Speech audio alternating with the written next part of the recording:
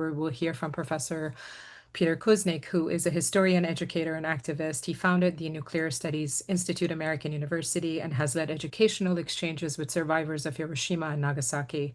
He is the co-author with Oliver Stone of The Untold History of the United States, a best-selling book and documentary series. Dr. Kuznick has collaborated with international leaders, including former Japanese Prime Minister Yukio Hatomoya, and was nominated for the 2024 Nobel Peace Prize. Professor, welcome. Thank you for being here tonight.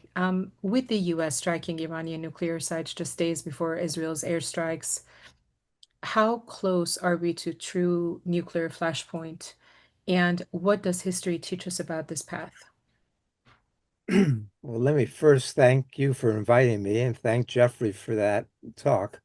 And there's nothing hypocritical about what you've done. Um, my dear friend Dan Ellsberg was in a similar position.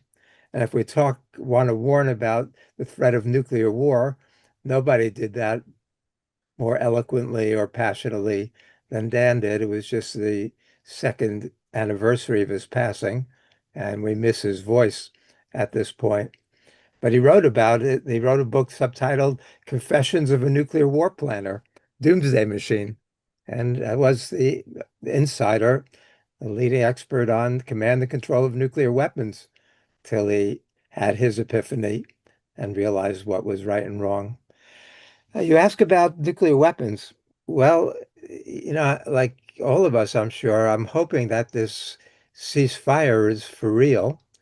The last I saw, neither Israel nor Iran had actually confirmed it, but it makes sense that people would want to back off where we are because where we're at is so dangerous and so crazy right now. Um, so I'm hoping that this could actually be happening and could change some of the paradigms. It might open up the possibility for diplomacy on a global scale. I know diplomacy has become a very dirty word uh, in recent years, certainly during the Biden administration, and now again during the Trump administration. Who's going to trust the United States in any kind of negotiations after what we've seen more recently? But I look at some of the statements, talking about crazy, when Dmitry Medvedev, a top Russian official, said the other day that a number of countries are ready to directly supply Iran with their own nuclear warheads. I mean, that's exactly the opposite of what the world needs. It was actually Sergei Lavrov who just said something much more on mark. He said, if every country interprets the right to self-defense set by the UN Charter as, quote, I decide for myself when to use this right, and I don't want to look back at the Charter, there will obviously be no world order, but complete chaos. Um, it seems odd coming from a Russian top official to be saying that, but he's certainly accurate. So the situation we're in, uh, less than 2 weeks ago, Tulsi Gabbard issued a warning. I hope everybody's seen it, and if not, you should look it up. It was a 3.5 minute video that she recorded, at least part of, from Hiroshima. She apparently went to Hiroshima after the meeting in Singapore, and she talked about the bomb that was dropped in 1945, 80 years ago. And she said it was a tiny bomb compared to the bombs we have now. But she said the world is closer to nuclear war than it's ever been since 1945. And she talked about the effects that that would have, the annihilation. And she talked about nuclear winter and what nuclear winter means, what people don't understand anymore about nuclear weapons. And that's been one of my frustrations because since the end of the Cold War, people have gone to sleep on the nuclear threat, even though it's so enormous now. The movie Oppenheimer, as terrible as it was in its treatment of the atomic bombings in 1945, the decision to drop the bomb, uh, in other ways, really warned people about the dangers of nuclear war and the insanity of that. And I was surprised at how many people saw that movie. Shortly after it came out, I asked the class I was teaching how many of my students had seen it. Maybe 50 students in the class. I expected 3 or 4 hands to go up. 80% of the students had seen it, and that was a wake-up call. Plus Dan's poignant warnings before he passed away. So the question you're asking, um, what's going on now with the Israeli and now U.S. attacks on Iran effectively means the end of the Non-Proliferation Treaty, the irrelevance of the IAEA, the obsolescence of the United Nations. Instead, we're really on the verge of a new era in which marked by the law of the jungle. Um, we look at the situations. We've had countries invading other countries in ways that the United States, of course, did it over and over and over and over again. Vietnam was the war of my generation. When McNamara came into my class, he told my students that he accepted that 3.8 million Vietnamese died in that war.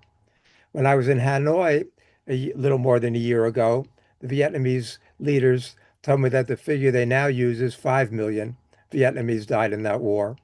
So, and then we had Afghanistan, and we were lied into Iraq, much the same way we were lied into the lies that have surrounded this invasion.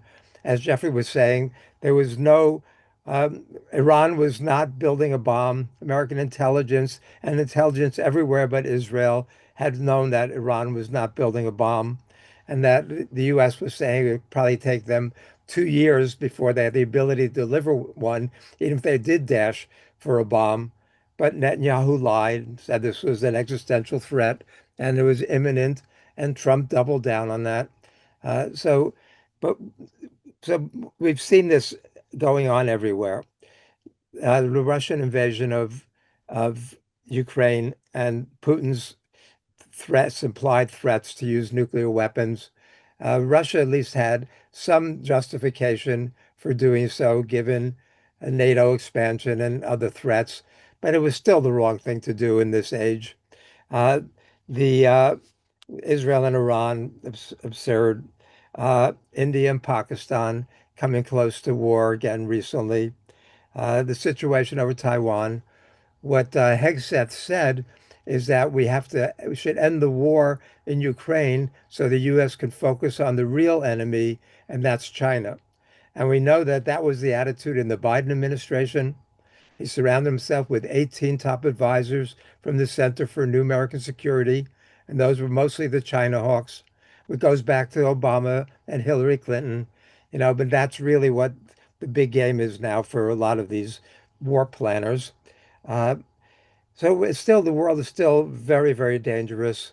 And if we look at in terms of nuclear threats, what we're seeing now is that all 9 nuclear powers are modernizing their nuclear arsenals, which means making them not only more efficient, but much more lethal. We see that almost all of them, and probably all of them, are going to reverse the trend, and they're going to expand their nuclear arsenals. Back in 1986, I used to always take my students every year for 25 years to the Atomic Bomb Museum in Hiroshima. And I used to find myself writing down the same information year after year from one of the displays that said by 1985, the world had accumulated the equivalent of 1.47 million Hiroshima bombs. What a mad species we are, and so many suicidal tendencies. Um, so we were up to 70,000 nuclear weapons by 1986. Now we finally got that down to 14,000, under 14,000, which is still enough to end life on the planet several times over.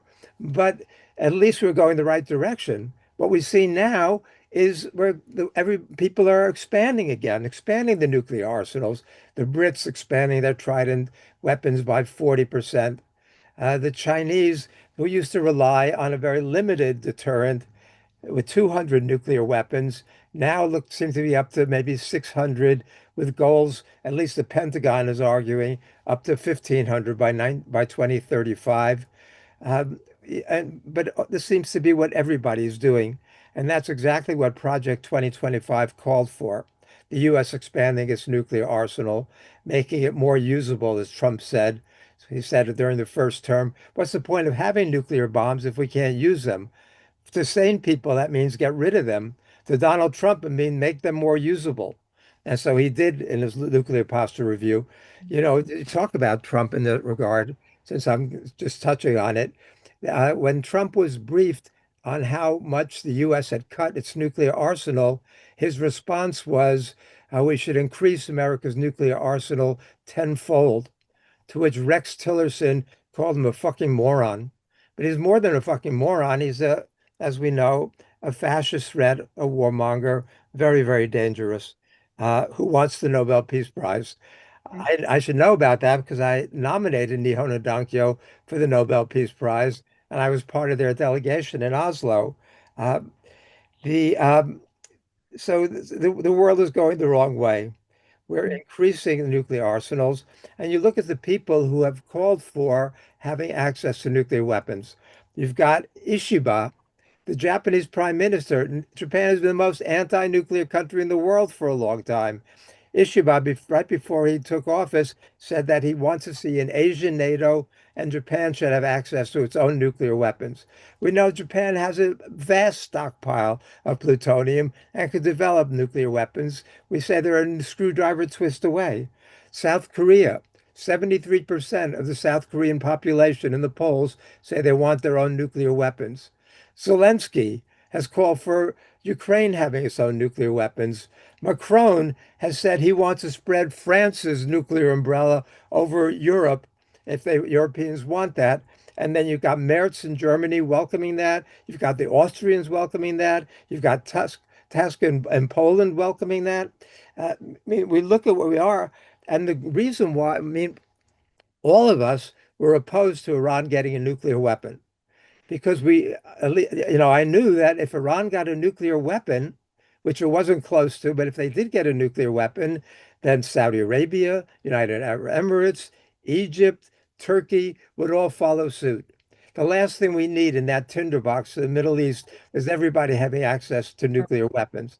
But we're on the verge globally of nuclear anarchy.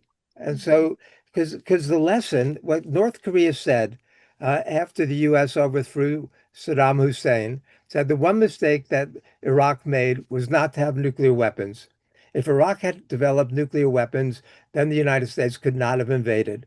And we see we've attacked Iran, we've overthrew Iraq. Haven't attacked North Korea because the lesson maybe is accurate, but the wrong lesson, the most dangerous lesson. And we could see that kind of nuclear anarchy given what's going on now and this kind of new law of the jungle. So we need to step back and we need global leadership and we need some statesmanship and we need some people who speak for the planet instead of wanting to make their own countries great again. And that's sadly the moment we're at. So Tulsi Gabbard's warning was not only eloquent, it was incredibly timely. And she said correctly that we're closer to nuclear war than we've ever been. And there's so many ways in which that could play out. And we must intervene globally to prevent that from Thank happening. you. Thank you, Dr. Kuznick, for your insight. This is